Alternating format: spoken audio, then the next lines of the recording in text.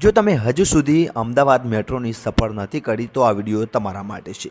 તો અત્યારે આપણે આવી ચૂક્યા છે અમદાવાદના થલતેજ એરિયામાં। અહીં આવેલું છે અમદાવાદનું મેટ્રો સ્ટેશન।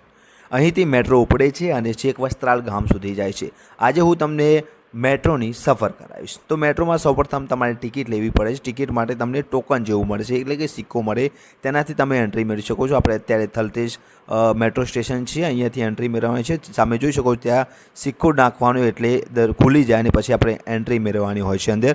ત્યારબાદ આપણે મેટ્રોમાં અંદર પ્રવેશ મેળવવાનો હોય છે। ત્યારબાદ અંદરથી મેટ્રો કંઈક આ પ્રકારે દેખાય છે।